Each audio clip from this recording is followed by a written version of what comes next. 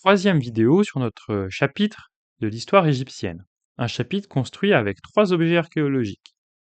Un des vases de la culture de Nagada, la palette libyenne, et enfin la palette de Narmer que nous allons présenter aujourd'hui.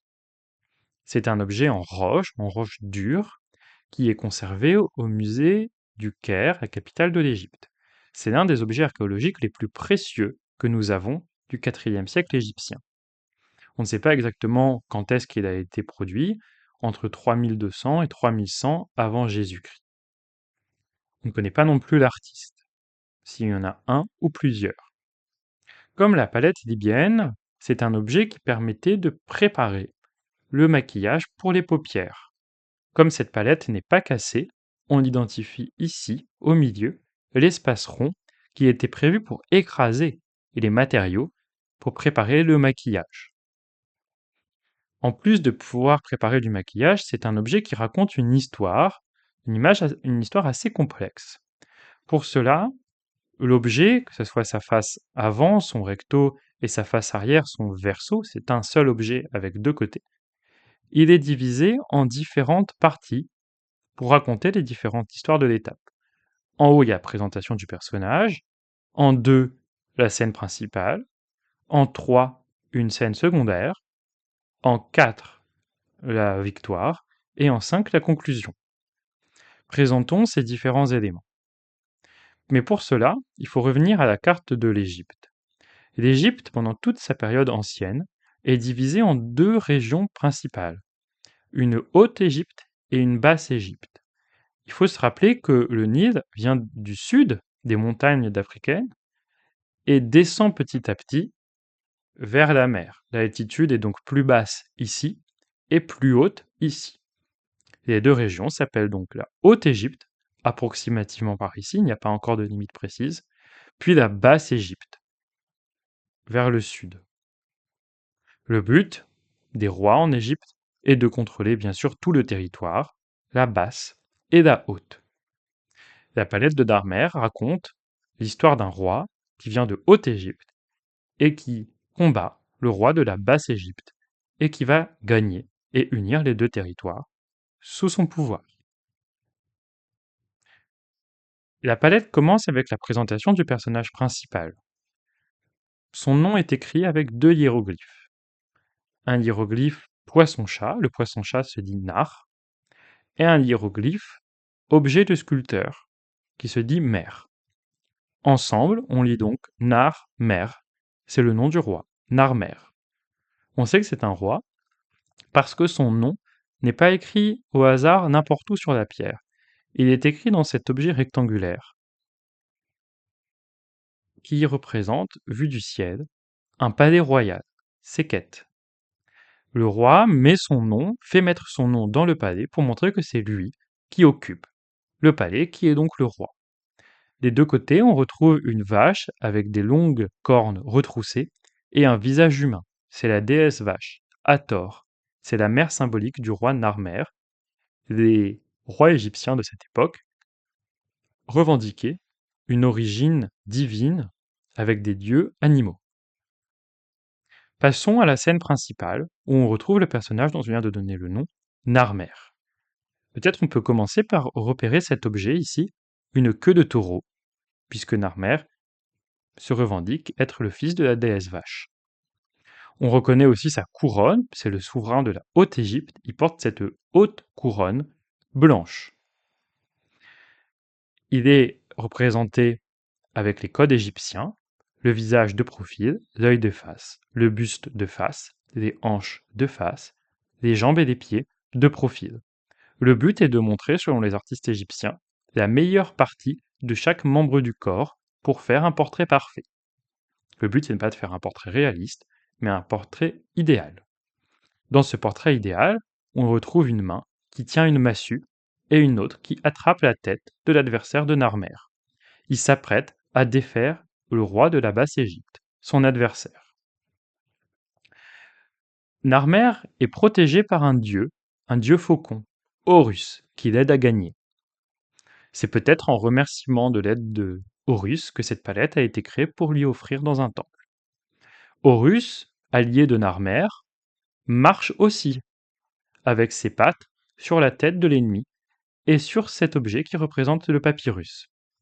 Le papyrus, c'est une plante qui pousse dans les marécages du Nil et qui permet de créer différents objets, notamment du papier. C'est le symbole de la Basse-Égypte. En marchant dessus, le dieu Horus représente la victoire sur cette région.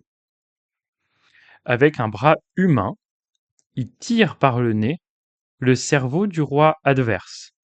Il représente sa momification.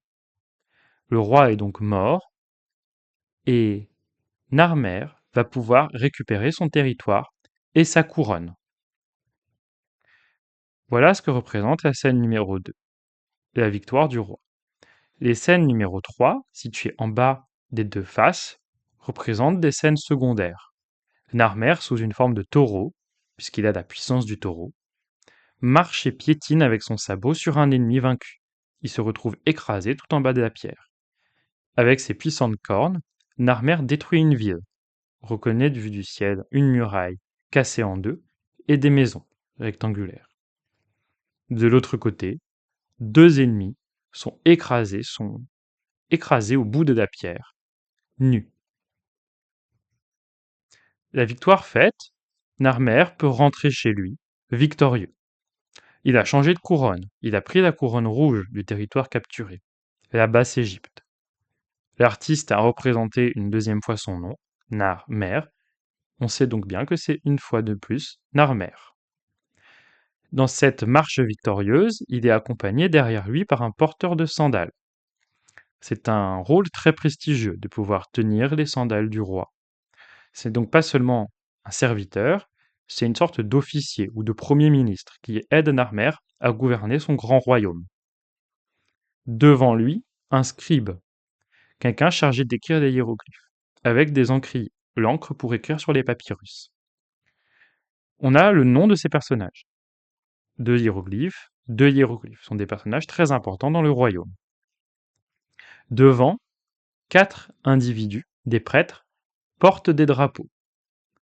Ils représentent l'union de l'Égypte derrière des divinités, représentées ici, chiens, oiseaux, etc. On a donc dans cette image un roi, des officiers, des secrétaires et des prêtres. On est donc bien dans un État avec un roi puissant et une organisation. Ce roi et son organisation ont vaincu des adversaires. Des vaincus sont représentés ici, morts et décapités. Narmer fait comprendre que quiconque s'oppose à son pouvoir sera mort sur Terre, mais aussi dans l'au-delà.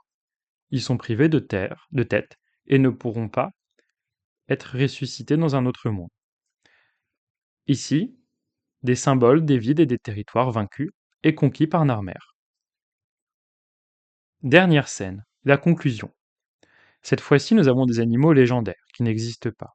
Des serpopards, un mélange de serpents et de léopards.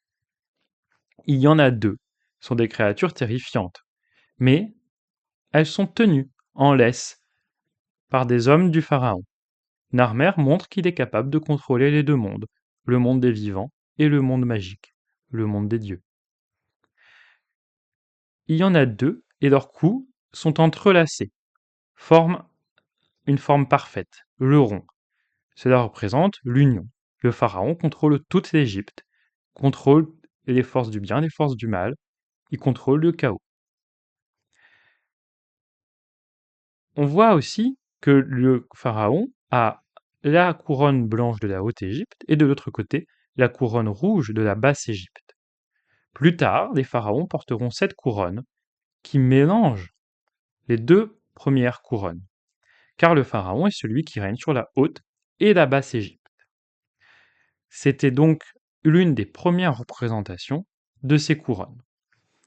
En bilan, en conclusion, on faut retenir 4 choses sur la palette de Narmer. C'est un trésor archéologique, car elle montre justement l'union de la Basse et de la Haute-Égypte. Cette palette présente parmi les plus anciens hiéroglyphes connus. On ne sait pas exactement quels sont les plus anciens hiéroglyphes, mais ceux-là sont parmi les plus vieux. Elle montre aussi l'organisation de l'État égyptien, vers 3100, 3000 avant Jésus-Christ. Elle montre aussi des codes esthétiques de l'art égyptien, par exemple comment représenter les visages, les corps. Voici tous les hiéroglyphes présents dans cette pierre, et il y en a donc environ 8 qui permettent d'identifier le nom comme Narmer. Les codes esthétiques, c'est surtout la taille. On n'a pas dit, mais le pharaon est beaucoup plus grand que le porteur de sandales ou que l'adversaire. L'artiste fait exprès de déformer les tailles, car plus un personnage est grand, plus il est puissant et important. Le but n'est pas de créer une œuvre réaliste, mais une vérité. Si le souverain est représenté grand, c'est que son pouvoir doit être compris par les gens qui le regardent comme un pouvoir puissant. Les définitions qu'on retient pour ce cours, c'est celle de pharaon, roi qui règne sur toute l'Égypte ancienne, et scribe, personne chargée d'écrire des hiéroglyphes.